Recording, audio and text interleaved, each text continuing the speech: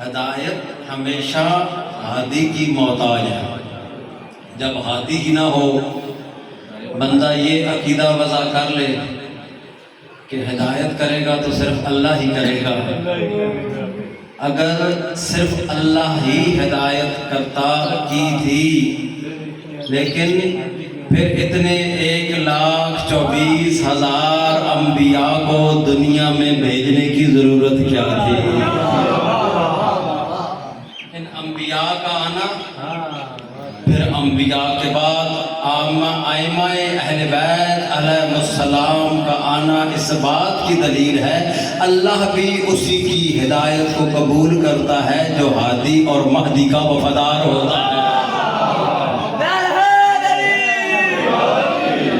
میں قرآن مجید کی چند آیات آپ کے سامنے پیش کرنا چاہتا ہوں۔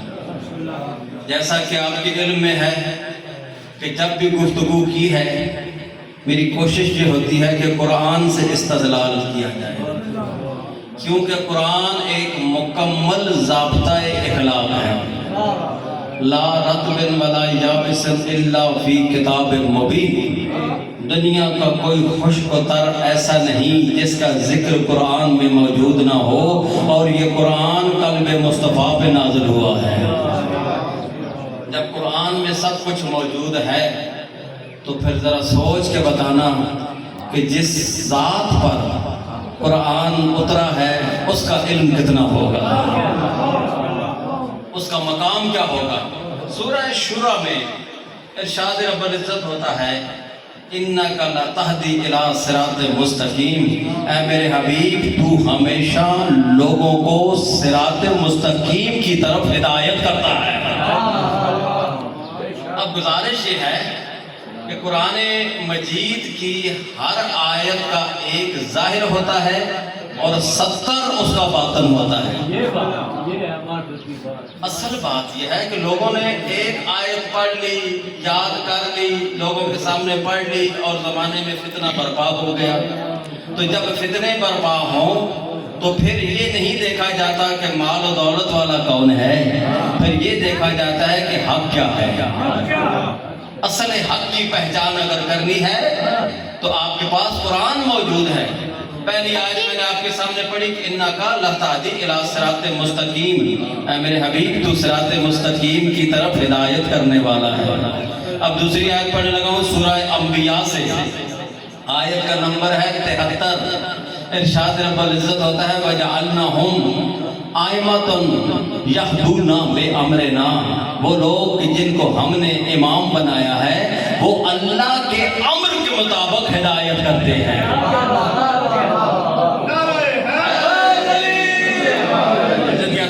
سلامت آباد ہے، جو ہمارے مقرر کردہ امام ہیں وہ ہدایت کرتے ہیں اللہ کے امر سے۔ اب امر کیا ہے؟ پھر قرآن سے پوچھنا پڑے گا کہ یہ امر کیا ہے۔ دیکھیے اللہ کا ایک نام ہے ذاتی، 99 نام ہے صفاتی۔ تو جو ہے جو اس میں ذات ہے اس میں اس کا کوئی شریک نہیں ہے۔ جو ذاتی نام ہے وہ فقط اللہ ہے۔ اللہ ہونے میں اس کے ساتھ کوئی دوسرا شریک نہیں ہے، وہ وحدہ لا شریک ہے، اس کے علاوہ کوئی دوسرا خدا نہیں ہے۔ لیکن جو اس کی صفتیں ہیں، زیادہ 99 کا وقت نہیں ہے، 2 کا میں ذکر آپ کے سامنے کر دیتا ہوں۔ اللہ قرآن میں فرماتا ہے الا لہ الخلق ولہ الامر، اللہ خلق بھی کرتا ہے، اللہ امر بھی کرتا ہے۔ اللہ خلق بھی کرتا ہے، اللہ امر بھی کرتا ہے۔ اب ان دونوں صفتوں کا ذکر قرآن میں موجود ہے کہ خلق کیسے کرتا ہے، امر کیسے کرتا ہے۔ خلق کے بارے میں اللہ نے قرآن میں فرمایا وَلَقَدْ خَلَقْنَا الْإِنسَانَ مِنْ سُلَالَةٍ مِنْ طِينٍ ثُمَّ جَعَلْنَاهُ نُطْفَةً فِي قَرَارٍ مَكِينٍ۔ اگر ہے یا نہیں ہے؟ میری بات سمجھ رہے ہیں؟ اللہ کہتا ہے کہ میں نے انسان کو مٹی کے جوہر سے پیدا کیا، ثم جعلناہ نطفۃ فی قرار مکین، پھر اس مٹی کے جوہر کو نطفے کی صورت دے کر شکم مادر اور پشت پدر میں رکھ دیا۔ فخلقنا النطفۃ مضغۃ، پھر ہم نے اس نطفے سے گوشت کا ایک لوتھڑا تخلیق کیا۔ قرآن کہہ رہا ہے، قرآن پڑھ رہا ہوں آپ کے سامنے، آپ شاید परेशान बैठे हुए हैं कि कोई अपनी तरफ से बात कर रहा है, कोई बात वर्दी की नहीं है, अपनी तरफ से कोई बात नहीं है कि हमने उस नुत्फे को लोथड़े में तब्दील कर दिया, फ़ख़लक़नल मुज़ग़तल इज़ामा, फिर हमने उसको गोश्त में तब्दील कर दिया, फ़कसौनल इज़ामा लहमा, फिर हमने उस गोश्त पे हड्डियाँ चढ़ा दी, फिर हड्डियों पे दोबारा गोश्त चढ़ा दिया। फिर अल्लाह फरमाता है सुम्मा अंशाना खल्क़न आखर, जब मैं एक मखलूक खल्क करने का इरादा कर चुका, सुम्मा अंशाना खल्क़न आखर, फिर हमने उसमें रूह दाखिल कर दी, रूह दाखिल कर दी, जिस्म को खल्क किया। रूह दाखिल करने के बाद फरमाया फ़तबारकल्लाहु अहसनुल खालिकीन, मुबारक है वो ज़ात जो तमाम खल्क करने वालों में से बेहतरीन है।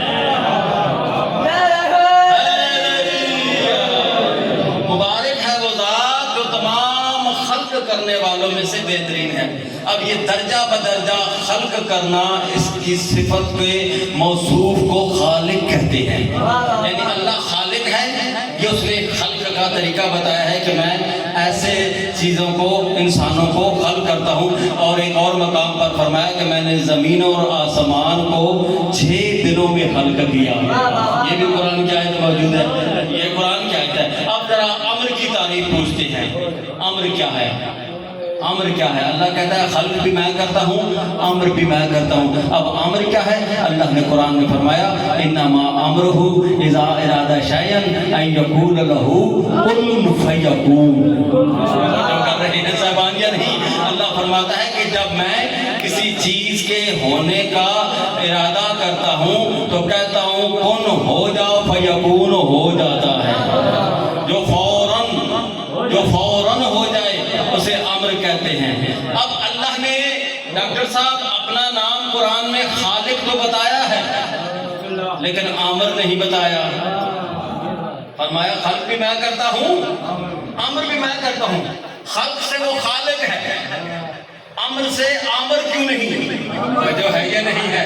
जरा मुश्किल बात जरूर है, लेकिन मुश्किल कुशा के मानने वालों के लिए कोई मुश्किल नहीं होगी। मेरा साथ दीजिएगा, मैं किसी मंदिर पर आपको लेकर जाना चाहता हूँ। कहा कि ये खल्क करने से वो खालिक है, लेकिन अम्र करने से आमिर अपना नाम क्यों नहीं रखा? फरमाया ये अम्र का इख्तियार मैंने अपने नुमाइंदों के हाथ में दे दिया है। ये अम्र का इख्तियार मैंने अपने नुमाइंदों के हाथों में दे दिया है। हमने कहा इलाहुल आलमीन तेरे नुमाइंदे कौन से हैं? फरमाया मेरे नुमाइंदे वो हैं जिनसे मैंने रिज्क को दूर रखा है, जिनको मैंने पाको पाकीज़ा बनाया है। फिर हमने कहा इलाहुल आलमीन तेरे नुमाइंदे कौन से हैं? तो आवाज़ कुदरत आई, मेरे नुमाइंदे वो होंगे जिनके बारे में मैंने अपने रसूल से ये कहा है कुल ला असअलुकुम अलैहि अजरन इल्लल मवद्दता फिल कुर्बा। इन लोगों से कह दे मेरे हबीब कि मैं तुमसे कोई अजर रिसालत नहीं चाहता सिवाय इसके कि मेरी अहले बैत से मवद्दत करो।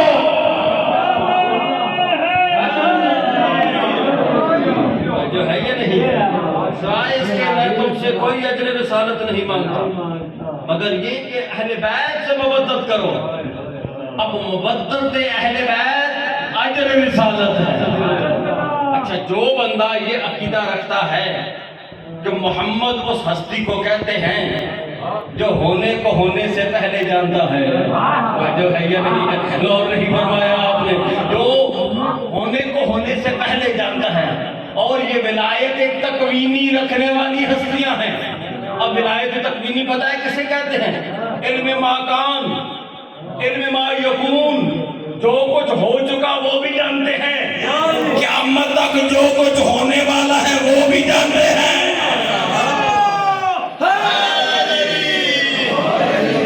यानी जो कुछ हो चुका उसको भी जानते हैं, जो कुछ होने वाला है उसको भी जानते हैं। इसको कहते हैं विलायत तकवीनी। इसीलिए तो अमीर कायनात अमीर मुमकिनात ने कूफे के मिंबर पर मसनद सलूनी पर बैठकर ये ऐलान किया था, ऐ लोगों सलूनी सलूनी कबल अंदाज की दूनी, पूछो पूछो इससे पहले कि मैं तुम्हारे दरमियान से उठ जाऊं। मैं वो अली हूँ जो जमीन के रास्तों से आसमान के रास्ते ज्यादा जानता हूँ।